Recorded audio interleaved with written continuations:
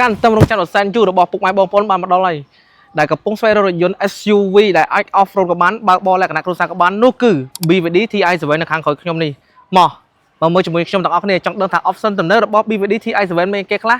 ចូលជាមួយនឹងខ្ញុំទាំងអស់គ្នា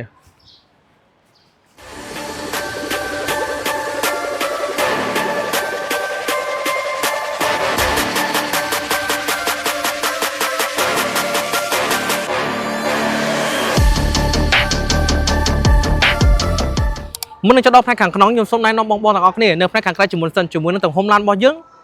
ហើយនឹងរូបរាងខាងក្រៅទាំងអស់គ្នា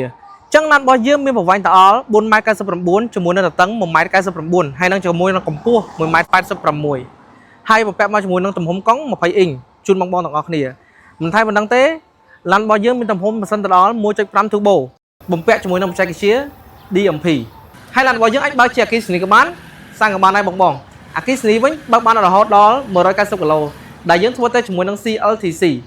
ហើយនឹងសាំងរបស់យើងវិញបង100 គីឡូស៊ីត្រឹមតែ 6.2 លីត្រតែប៉ុណ្ណោះជាមួយនឹងទំហំឡានដ៏ធំមួយនេះហើយមិនត្រឹមតែប៉ុណ្ណឹងទេឡានរបស់យើងគឺមាន sensor ជុំវិញឡានទាំងអស់បងកាមេរ៉ា540មើលបានជុំវិញឡានណាបងនៅផ្នែកខាងក្រៅមានប៉ុណ្ណឹងហើយចង់ដឹងនៅផ្នែកខាងក្នុងមានគេខ្លះទៀតមកមើលជាមួយខ្ញុំទាំងអស់គ្នាមកcòn để cho đó phải càng không lên nhưng mà thằng con comfortable mình thấy bong mình cái massage phong cái tự chia tặng 4 cọp hay cái massage với cái dương mình pi cọp hay thay mình đăng tiết đấy dương mình từ đó này tôi tự coi ai class C thì chia các ban cái đại một của ban này bong hay chụp poca class C với dương mình đó ông sa đo 60 ông sa hay chụp poca cầm đại một hộp với mình đó 20 ông sa chân nghi số đó bong mình tên chân mình than thá bi vậy đi thì ai sẽ ní cứ dương ai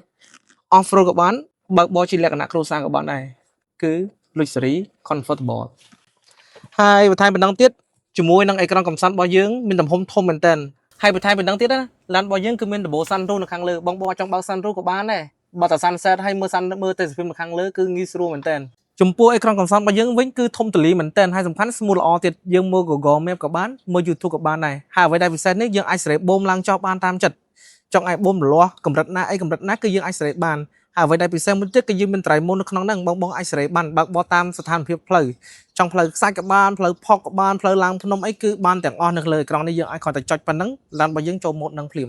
លើពីហ្នឹងទៀតដោយសារតាឡានយើងគឺជា version global យើងអាចប្រើជា voice RC បានយើងអាចប្រើជាបើកដំបូលក៏បានបើកកញ្ចក់ក៏បាននិយាយទៅគឺមាន option ទំនើបច្រើនបន្ថែមទៀតហ្មងហើយឡានមួយគ្រឿងនេះមានតម្លៃត្រឹមតែ $49,800 តែប៉ុណ្ណោះហើយ option មិនមែនមានតែប៉ុណ្្នឹងទេនៅមានជាច្រើនទៀតចឹងបើបងចង់ជ្រើសកាន់តែច្បាស់បងអញ្ជើញមកទីតាំងផ្ទាល់បាននៅ BYD Arcade Showroom ដែលស្ថិតនៅលើផ្លូវ2004ទៅមុខសាលា Operate ចឹងជួបគ្នាប៉ុណ្ណឹងសិនបានហើយចាំជួបគ្នាលើក្រោយទៀតនៅ BYD Arcade Showroomបាយបាយ